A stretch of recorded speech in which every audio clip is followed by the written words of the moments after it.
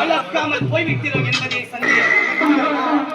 உன்னுடைய சந்தேகம் மிகவும் நியாயமான சந்தேகம். அது ஏனென்றால் ஒரு தங்க பேழையை எடுத்து உன்னுடைய கரத்திலே வைத்திருக்கின்றாய் அல்லவா, அந்த பேழை உன்னுடைய கரத்தை விட்டு அகலாமல் இருக்கின்றது.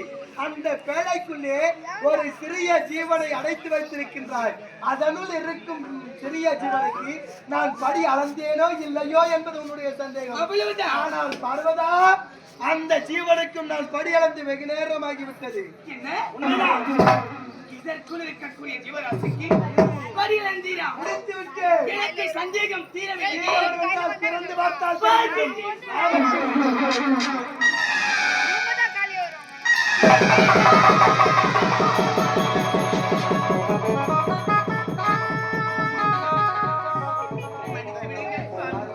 தங்கள் மகிமையை இப்பொழுதுதான் புரிந்து கொண்டேன். அந்த சிறிய ஜீவராசியும் அதனுடைய கரத்திலே ஒரு அரிசி துண்டை வைத்திருக்கின்றது. என்னை மன்னித்து விடுங்கள். பெண் புத்தி பின் புத்தி என்று அழைப்பார்கள். அதில் நீ மட்டும் என்ன விதிவிலக்கா? தவளையும் பெண்மையும் தன்வாயும் ஓடி வந்தால் என்னுடைய பாதத்தை வடிந்தால் என்னுடைய தொழிலின் மீது சந்தேகம் நான் படி அளந்தேனோ இல்லையோ என்ற ஒரு கேள்வியை எழுப்பி தற்போது என்னிடத்திலே அவமானம் அடைந்து என்னுடைய பாதத்தை வடிந்திருக்கின்றாயே. இதில் ஒருபோதும் இந்த சிவத்தை விட்டு இந்த சக்தியால் முடியாது. எக்காலத்திலும் இந்த சிவமே உயர்ந்தவனாக செய்த தவறுக்காக, அறியாமல் செய்த தவறுக்காக இந்த சக்தியை மிஞ்ச இந்த சிவத்தால் முடியுமா? இப்பொழுது உயர்த்தின்றேன். உலகத்தில் உயர்ந்தது சக்தியே.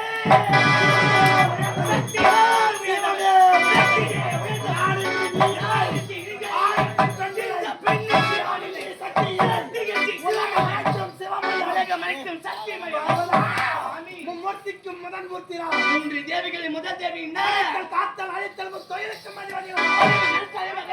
மூன்று தேவிகள் படியாளத்தும் பரம்பரும் அந்த சக்தியை கொடுத்தது அந்த சொல்லத்தை கொடுத்தது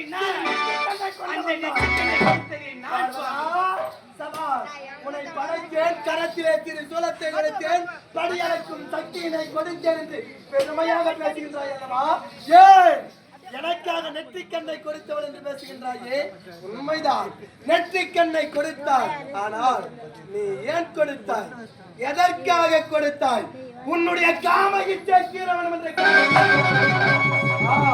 அப்படி வருகின்ற சமயத்திலே காமத்திற்காக கண்ணை கொடுத்தவள் நீ. இந்த சிவத்தை காத்திரவா, சக்தியை காத்திரம் என்ற சிவனே உயர்ந்தவா. படைக்கக்கூடிய தொழிலை செய்பவன் யார்? அந்த பிரம்மதேவன். அழிக்கக்கூடிய தொழிலை செய்பவன் யார்? என் அண்ணன் அரிமாயவன். சுவாமி, நீங்கள் பரியளக்கக்கூடிய தொழிலை செய்பவர் சுவாமி. ஆமா, எந்த பாமர மக்கள் இருக்கின்றாரே, இவர்களுக்கு பரியளப்பது யார்? நானே பரியளக்கின்றேன். இவர்களுக்கெல்லாம் பரியளப்பது நீங்கள். பரியளக்கும் பரம்பரை. சரி சாமி, இவர்கள் பரியளக்கின்றேன். இவர் உண்ணக்கூடிய உணவின் பெயர் என்ன? அது உனக்கு தெரியாதா? அதுதான் அரிசி என்று உரைப்பார்கள். சரி, இந்த அரிசிக்கு முன்பு அதற்கு முன்பு அது நெல்லாகவே இருக்கும் அல்லவா? இந்த நெல் பயிர் எப்படி உருவானது? உனக்கு தெரியாததா? விவசாய குடிமக்கள் தான் உணவு வேண்டும் என்ற காரணத்திற்காக விதை நெல்லை கொண்டு சென்று அதை உற்பத்தி செய்து அறுவடை செய்து கொண்டு வருவார்கள். சுவாமி, பாமர மக்கள் உண்ணக்கூடிய உணவின் பெயர் அரிசி. அரிசி. அரிசிக்கு முன்பு நெல். நெல்லாக இருக்கு. இவர்களுக்கு பரியளக்க வேண்டும். உலகத்தில் ஜீவராசியை படைத்தது நான். உலகத்தில் முதலாக தோன்றியது இந்த ஆதிசக்தி. உலகத்திலே தோன்றியவுடனே ஜீவராசியை படைத்து விட்டேன். அப்படி படைத்த உயிர்கள் உயிர் வாழ வேண்டும் என்றால் அதற்கு உணவு வேண்டும். உங்களுடைய தொழில் பரியளத்திற்கு அப்படி உணவு வேண்டும் என்றால் அரிசி என்ற ஒன்றை கொண்டு வந்தோம். அரிசி எப்படி உருவானது? அரியும் சிவனும் சேர்ந்தார்கள். பாமர மக்களுக்கு உணவாக அமைந்தார்கள் அல்லவா? என்னுடைய அண்ணன் இருக்கின்றானே அரிமாயன். அவனுடைய இரண்டு எழுத்து அரி என்றும் தன்னுடைய முதல் எழுத்து சி என்றும் இருவரும் சேர்ந்து அரிசி சுவாமி. இந்த அரியும் சிவனும் சேர்ந்த மேலே மூடி காப்பது யார்? இந்த உமி என்று சொல்லக்கூடிய உமா பார்வதி நான் தானே. அப்படியா?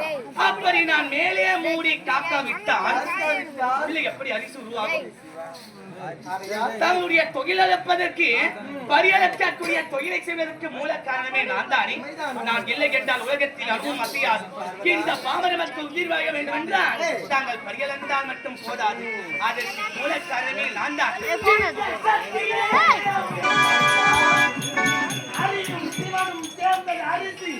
அதை உமையாக இருந்து காக்கக்கூடியவள் உமா பார்வதி. உண்மைதான். உமை இல்லாமல் அரிசி மட்டும் விளைய முடியுமா என்ன?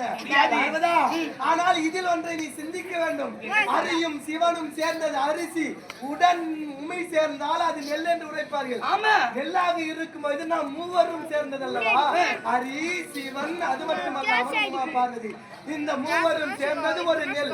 அந்த நெல்லை விவசாய பெருமக்கள் அறுவடை செய்து இல்லத்திற்கு கொண்டு செல்கின்ற சமயத்திலே அதை என்ன செய்வார்கள்? அரியும் சிவனும் சேர்ந்த அரிசியை தனியாகவும் உமை என்று சொல்லக்கூடிய உமா பார்வதியை தனியாகவும் பிரிப்பார்கள். அப்படி பிரித்தவுடன் அரியும் சிவனும் சேர்ந்த அரிசியை தான் உயிர் வாழ்வதற்கு உட்கொள்ள வேண்டும் என்று அதை இல்லத்திற்கு கொண்டு செல்வார்கள். இதனால் வரைக்கும் உமா பார்வதி உமையாக இருந்து காத்து நின்றாரே அவளை குப்பைக்கு செலுத்துவார்கள். மக்களுக்கு தெரிகிறது இல்லத்திற்கு யார் செல்ல வேண்டும், குப்பை மேட்டிற்கு யார் செல்ல வேண்டும் என்று. அப்படி வருகின்ற சமயத்தில் இந்த சிவமே உயர்ந்தவன். சரி சுவாமி, தங்களை தொழுகின்றாரே பாமர மக்கள், உங்களை வணங்கக்கூடிய பக்தர்கள் உங்களை என்னவென்று வணங்குகின்றார்? அப்படியா? அம்மையப்பனே எனக்கு நீயே அருள்புரியவே. அப்படிதானே வணங்குகின்றார். ஏன் உன்னை வணங்கக்கூடிய பக்தர்கள் அம்மை என்று முதலில் என்னை அழைத்து விட்டு அப்படியே உங்களை அழைக்க வேண்டும்? அப்படி பார்க்கையில்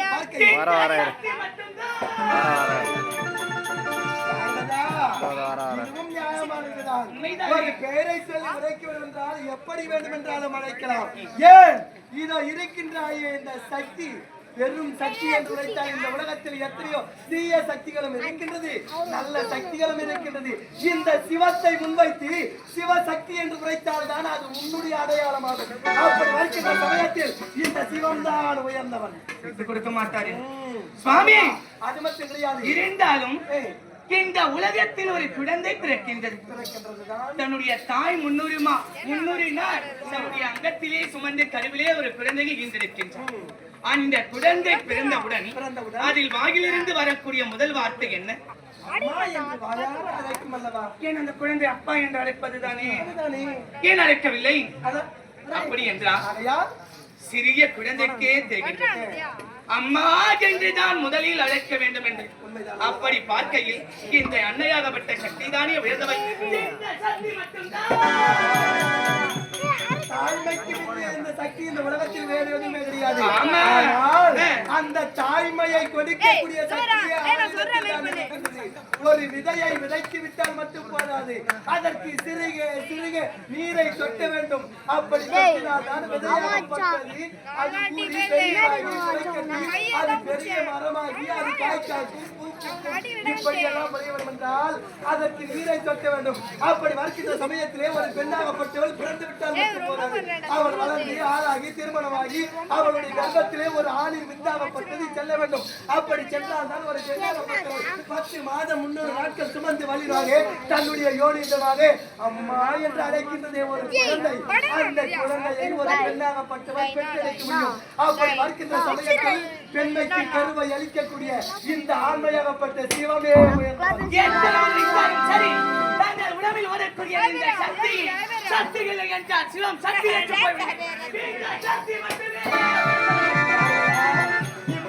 தினமும் நான் இருவருமே சண்டையிடவில்லை என்றால் நமக்கு தினமும் சண்டை வருவது வழக்கம் தான். ஏன் தெரியுமா? இந்த பூலோகத்தில் இருக்க பாமர மக்கள் அனைவருமே ஆண்கள் தான் உயர்ந்தவர் என்று ஒரு புறத்திலும் பெண்கள் தான் உயர்ந்தவர் என்று மறு புறத்திலும் ஒருவருக்கு ஒருவர் சண்டையிட்டுக் கொள்கிறார்கள். ஆனால் இந்த பாராகிய பிரபஞ்சத்தில் உயர்ந்தோர் தாழ்ந்தோர் யாருமே கிடையாது. அப்படி வருகின்ற சமயத்தில் அனைத்து மக்களுமே சரி சமமானவர் என்று உணர்த்துவதற்காக எத்தனையோ முறை நாடாடிய திருக்குறையாளர்களும் இதுவும் இருந்தாலும் ஒரு நேரத்தில் என்னிடத்தில் சாபத்தை வெற்றி பூலோகம் சென்று அவதாரங்களை எடுத்து தற்போது மறுபடியும் வந்திருக்கிறாய் அல்லவா? ஒரு நேரத்தில் நான் உழைத்தவர்களே தற்போது என்னுடைய இடபாகத்தை உனக்காக தருகின்றேன். சம்மதத்தோடு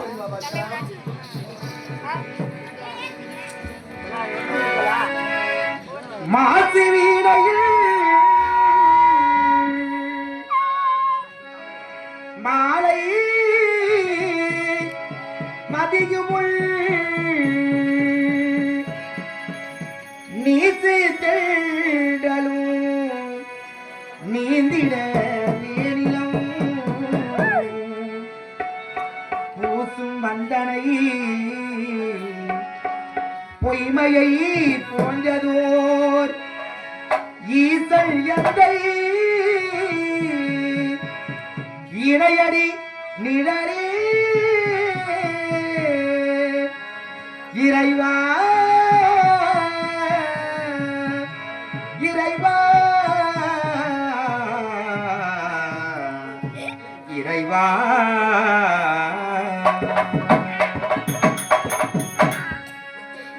எப்படி பாடினரும் அடியார் அப்படி பாடினார் அப்படி பாடினார் அப்படி பாடினார் ஆசை கொண்டிய சிவவி எப்படி பாடினரும் அடியார் அப்படி பாடினார் ஆசை கொண்டிய சிவவி எப்படி பாடினரோ சிவமே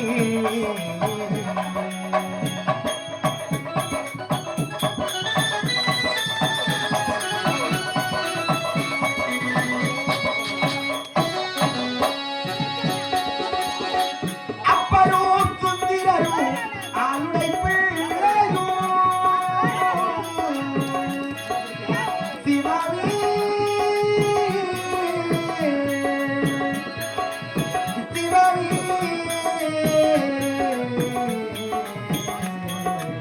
சிவமே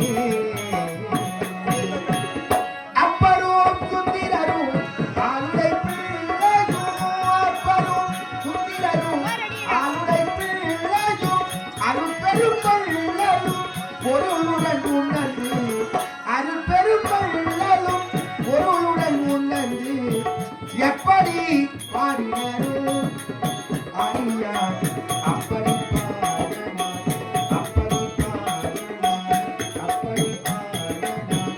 ஆசை கொண்டு என் சிவாவி எப்ப